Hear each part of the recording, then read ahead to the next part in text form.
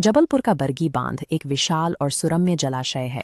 हर शाम इसका शांत पानी परिवार के साथ शांत सैर की तलाश में आने वाले सैकड़ों पर्यटकों को अपनी ओर खींच लाता है।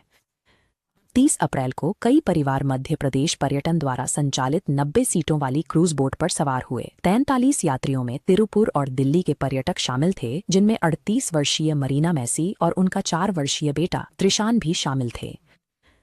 यात्रा के करीब 1 घंटे बाद माहौल अचानक हिंसक हो गया। समुद्र में एक भयंकर तूफान उठा, जिससे लगभग 70 किलोमीटर प्रति घंटे की रफ्तार से हवाएं चलने लगीं और ऊंची लहरें जहाज के ढांचे से टकराने लगीं। स्थानीय मौसम विभाग ने वास्तव में पूरे 24 घंटे पहले ही खराब मौसम की चेतावनी जारी कर दी थी। तेज हवाओं की स्पष्ट चेतावनी के बावजूद अधिकारियों ने फिर भी नाव को रवाना होने की अनुमति दे दी। वे 43 लोग सीधे एक ऐसे जानलेवा जाल की ओर बढ़ रहे थे, जिसे बारिश की पहली बूंद गिरने से बहुत पहले ही व्यवस्थागत प्रशासनिक उदासीनता ने बिछा दिया था। बांध के बीचों बीच फंसा और लंगर डालने की कोई जगह न होने के कारण जहाज तूफान की मार झेल रहा था। बड़ी लहरों ने कांच की खिड़कियां तोड़ दीं और नाव में तेजी से पानी भरने लगा। तट पर खड़े ग्रामीणों ने तुरंत खतरा भांप लिया। वे चिल्लाए और नाविक को नाव वापस सुरक्षित किनारे पर लाने के लिए घबराकर इशारा करने लगे। नाविक ने उनकी पूरी तरह अनदेखी की और नाव को और अधिक उथल-पुथल की ओर ले गया।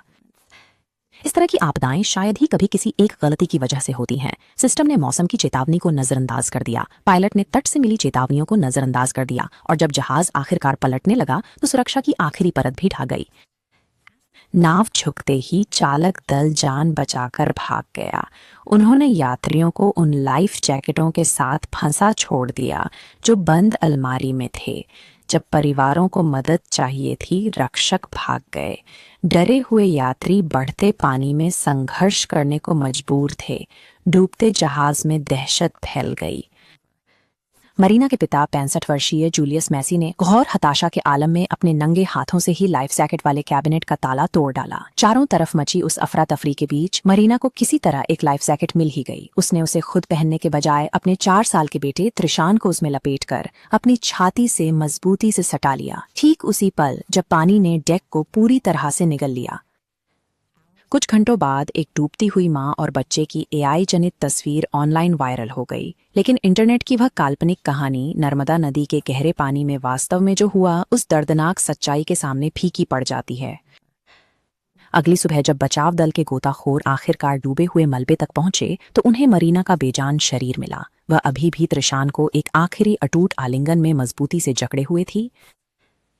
नाव चलाने वाले प्रशिक्षित पेशेवर खतरे का पहला संकेत मिलते ही भाग खड़े हुए। इस टाली जा सकने वाली त्रासदी के अंतिम पलों की पहचान एक मां का निस्वार्थ बलिदान बना। 28 लोगों को पानी से जीवित बाहर निकाला गया, लेकिन मरने वालों की अंतिम संख्या 13 रही। कुछ ही मिनटों में दिल्ली और तमिलनाडु के परिवारों की पूरी पीढ़ियां उमड़ गईं।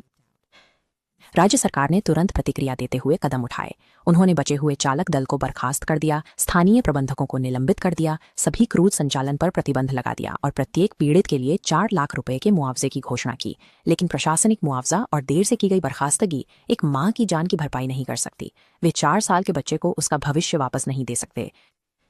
सुरक्षा प्रोटोकॉल जीवन बचाने के लिए होते हैं और उन्हें वैकल्पिक सुझाव नहीं बल्कि पूर्ण कानून के रूप में लागू किया जाना चाहिए। बरगी बांध की गहराइयों में एक मां और उसके बेटे का अंतिम आलिंगन इस बात की एक स्थायी और दुखद याद दिलाता है कि जब व्यवस्था अनदेखी करती है तो क्या होता है।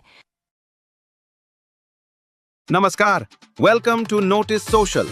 यहाँ देखें भारत के त्योहार, मंदिर उत्सव, सोसाइटी डांस और पब्लिक सेलिब्रेशन। हम लाते हैं समाज के हर खुशहाल पल आपके लिए। सब्सक्राइब करें और सेलिब्रेशन का हिस्सा बनें।